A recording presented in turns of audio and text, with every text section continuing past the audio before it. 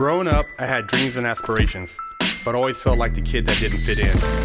For the most part, I wasn't a bad kid, but when I made the transition into adulthood, I turned to the streets for guidance. This led to getting locked up in juvenile hall, doing time in CYA, and eventually a 120-month sentence in federal prison. I had a lot of time to think and reflect during my federal sentence, so I share with you what I learned, hoping I can positively influence someone else's life with Prison Talk.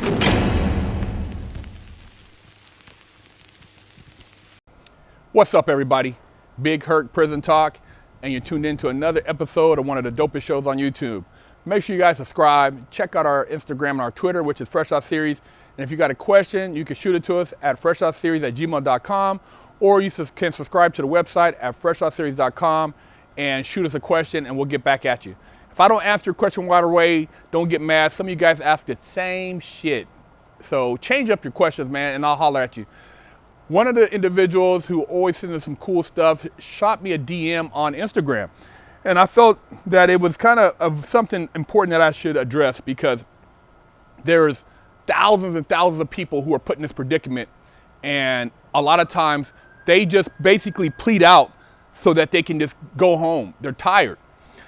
There was a Louisiana man held in jail for over 8 years without ever getting convicted of a crime. Now, this guy apparently was involved in a home that was raided, but it wasn't his home. He wasn't even there. The home was raided. They found a small baggie of cocaine in a safe in the home. Smith did not actually reside at the address. The guy's name is Kevin Smith. But he was arrested on drug charges nonetheless. Because of the previous conviction, the DA had the ability, even though Smith was facing a nonviolent drug offense, to prosecute him under the repeat felony statute in the state, which would lead up to 20 years in prison. Now, it wasn't his home, it wasn't his safe, wasn't his dope, but they needed a conviction. This guy was a previous convicted felon, and therefore an easy mark. Now, let me tell you how this shit works, and they do this all the time. You're an ex-felon. There's a gun over here. You don't live there, it's not your gun, but they can somehow try to tie you into that gun, and you already have a record, so it's an easy conviction if they try to, they think it's an easy conviction if they can try to take you to trial, because the jury's gonna look at this guy's character. The fact that you were convicted of something that was totally irrelevant, had nothing to do with that, but you're nonetheless a convicted felon. So they sit you in jail. You're not in prison yet, you're in jail. Fucked up holding facility, food is horrible, you know, it's just limited resources. You don't have money for bail, you don't have money for a good attorney, you got a pretender, and you're trying to fight. And the fight goes on. 6 months, 12 months, year and a half. Finally, the DA comes back, look, man, look, just plead out, we'll give you time served. You know, you'll have another conviction on your record, but you'll get to go home. You know, your kids are suffering, your relationship is suffering, your job is gone. What do? Do you continue to fight when your family's saying, baby, just plead out, you're not gonna get any more trouble, you know, we know, you didn't do it, or do you keep fighting? See, that's that bullshit. Because if you plead out, now you got 2 felonies. So even if you don't do anything, you still got 2 felonies over your head. The DA got their conviction, so they got their motherfucking penal bond, and they got another win. Even though it wasn't your case, it wasn't your drugs, it wasn't your gun. That's how the system works. You gotta be adamant in your fight. You gotta really believe. They tried to get this guy to take time served. He's like, no, I'm not doing it. And he spent 8 years. And this happens all over the country. These motherfucking corrupt motherfucking DAs, man, they pressure people in the cases. And how do you fight? If your resources are limited, you're not out on bail, you can't maintain a job, your family's suffering, the first thing you want to do is get somewhere, get your time done so you can get back out to society. This is a cycle.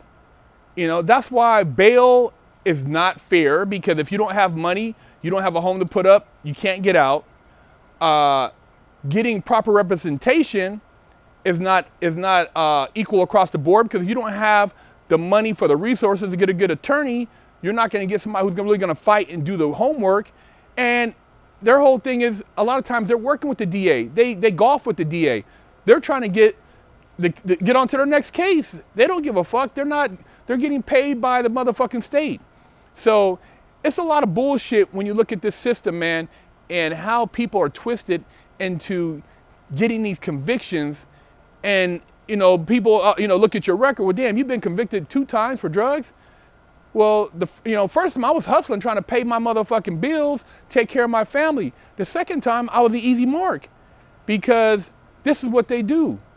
They look for individuals who have records that they can just get a surefire slam dunk case on. And it's not fair. For minorities, especially Black, Hispanics, my Latino, it's not fair. So wisen up and really do your homework, man. You got to almost go into court and become your own lawyer. You gotta go, pro se. You gotta learn the legalese, because these motherfuckers will railroad you. Your public pretender who you think is your buddy, he's actually conspiring with the DA to get your ass sent upstate. And like this guy, he stayed strong, and he got out without the conviction, man. And the judge threw the case out. So that just goes to show what kind of bullshit can go on. But this man spent a decade in prison, man. A decade in prison for something he didn't do. And it's happened in a lot of other cases. There was a guy released for a motherfucking rape that he never did. I can't recall his name right now, but this guy did 20 years. And finally the person confessed that he wasn't the one. It's some fucking bullshit, man. So stay on top of your P's and Q's.